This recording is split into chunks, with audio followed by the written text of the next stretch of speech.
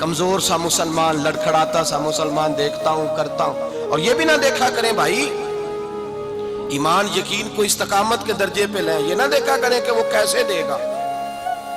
وہ کسی وسیلے کا محتاج نہیں ہے، وسیلے کو پسند کرتا ہے، پر وسیلے کا محتاج وہ بغیر وسیلے کے بھی دے دیتا ہے. ہر آدمی ماں باپ کے ذریعے پیدا ہوتا ہے، اگر پیدا کرنا چاہے تو جناب عیسیٰ کو بغیر باپ کے پیدا کر دیتا ہے. اگر پیدا کرنا چاہے تو حضرت آدم کو بغیر ماں اور باپ کے پیدا کر دیتا ہے. جب یقین رکھیں، یقین قرآن مجید پڑھیے. حضرت موسیٰ علیہ السلام فرعون کے دربار میں کھڑے ہیں، چاروں جانب دشمن ہی دشمن ہے. جادوگر آ گئے، انہوں نے سانپ چھوڑے. حضرت موسیٰ کے ہاتھ میں ڈنڈا تھا. حضرت موسیٰ کہتے ہیں یا اللہ کیا کروں؟ تو اللہ تعالیٰ نے فرمایا اپنا عصا پھینک دو. کہنا چاہیے تھا نا کہ یا اللہ ایک ہی تو شے ہے، اتنے سانپ ہے، بچانے کے لیے ڈنڈا ہے وہ پھینک دوں. ڈنڈا پھینکا جاتا ہے، سانپ کو دیکھ کر کے قابو کیا جاتا ہے. یہ میرا اور آپ کا ذوق ہے نا، لیکن انبیاء کرام کا انداز ملاحظہ کیجئے میرے عزیزو. اللہ فرماتے ہیں ڈنڈا اے موسیٰ ڈال دے اپنا عصا. پہلے نہیں فرمایا کہ سانپ بن جائے گا، فرمایا بس تو ڈال دے. میں اور آپ ہوتے ہیں تو سانپ سامنے ہے، ڈنڈا ہاتھ میں ہے، ہم کہیں گے عجیب بات ہے، یہی تو دفاع کی چیز ہے، اسی کو ڈال دوں تو بچوں گا کیسے؟ کہا ڈال دو. تو حضرت موسیٰ نے ڈال دیا. کہا میرے رب کا حکم ہے تو میرے لیے بہتر ہی ہوگا. اللہ فرماتے ہیں جب موسیٰ نے ڈالا تو میں نے اس ڈنڈے کو، اس عصا کو اژدہا بنا دیا. اب کبھی عصا بھی اژدہا بنے، کبھی چھڑی بھی بہت بڑا اژدہا بنی ہے، لیکن قرآن کہتا ہے جناب موسیٰ نے ڈالا تو اللہ نے اژدہا. بلکہ اس سے پیچھے چلیے، عورتیں کمزور یقین کی ہوتی ہیں نا.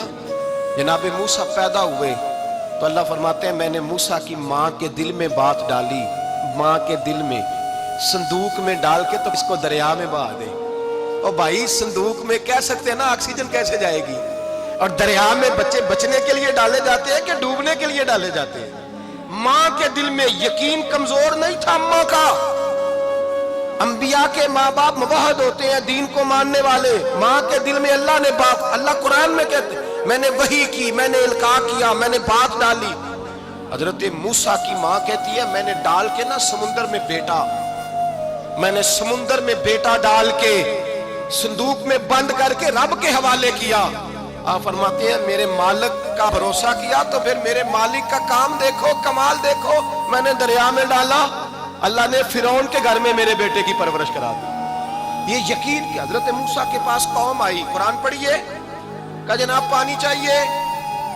وَإِذِ اسْتَسْقَىٰ مُوسَىٰ لِقَوْمِهِ، موسیٰ نے اپنی قوم کے لیے پانی مانگا. ہم نے کہا فَانْفَجَرَتْ مِنْهُ اثْنَتَا عَشَرَةَ عَيْنًا، اپنا ڈنڈا پتھر پہ مارو. عقل والا آدمی ہوتا تو اڑ جاتا، کہتا یا اللہ پتھروں سے بھی کبھی پانی نکلا ہے؟ اضرب بعصاک الحجر، مارو پتھر پہ ڈنڈا. اللہ کے نبی نے منٹ نہیں لگایا، ٹھا کر کے ڈنڈا لگایا. فَانْفَجَرَتْ مِنْهُ اثْنَتَا عَشَرَةَ عَيْنًا. اللہ فرماتے ہیں جناب موسیٰ نے ایک عصا مارا، میں نے 12 چشمے جاری کر دیے. تو لے تو اللہ کرتا ہے، اللہ کہتا ہے پڑھ نماز روزی دوں گا، کہتا ہے سوچتا ہوں. اللہ فرماتا ہے آجا مسجد میں تیرا ہو جاؤں گا، کہتا ہے دیکھتا ہوں. رب فرماتا ہے تو میرے محبوب کی غلامی کر، میں تجھے محبوب بنا لوں گا. تو کہتا ہے تھوڑا بڑا ہو کے داڑھی رکھنی ہے، ابھی سیانا ہو کے میں ذرا سرٹیفکیٹ لے لوں اسرائیل سے کہ کتنے سالوں کے بعد آئیں گے، پھر شروع کروں گا. پروگرام بنا رہا ہے، ابھی تو ارادے میں ہے. اللہ کے پیغمبر کا ڈنڈا، اور اس سے زیادہ آگے بات ہو گئی.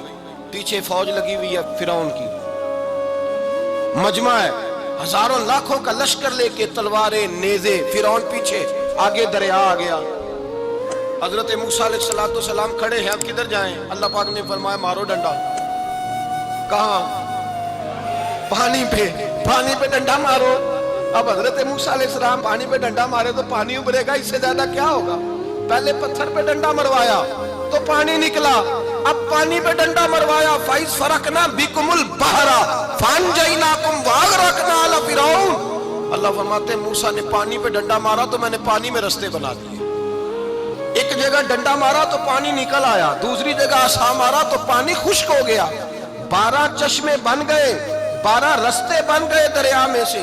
حضرت موسیٰ علیہ السلام گزر گئے اور اللہ فرماتے ہیں فرعون بھی آیا تو اسے میں نے غرق کر دیا، اور وہ کھڑا دیکھتا ہی رہ گیا کہ بنا کیا ہے. یہ تو بات ہے حضرت موسیٰ کی. میرے مصطفیٰ کے غلام حضرت سعد بن ابی وقاص قادسیہ کی جنگ کے لیے نکلے. رستے میں دریائے نیل آ گیا.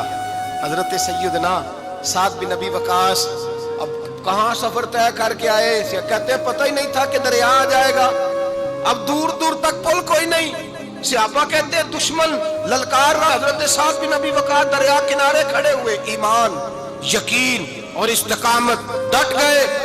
کہنے لگے او دریا, اگر تو حضرت موسیٰ کی نافرمان قوم کو رستہ دے سکتا ہے, محمد عربی کے وفادار نوکر ہیں, ہم تو رسول اللہ کے ماننے والے ہیں. دشت تو دشت ہے, دریا بھی نہ چھوڑے ہم نے, بحر ظلمات میں دوڑا دیے گھوڑے ہم نے, فرمایا چھوڑ رستہ. صحابہ کہتے ہیں اس وقت ہم نے نعرے لگائے جب دریا نے رستہ ہی چھوڑ دیا. کہتے ہیں پھر اللہ رسول پر ہم ذکر کرنے لگے, درود پڑھنے لگے, دریا سے رستے بن گئے. فرماتے ہیں 10,000 کا لشکر گزر گیا.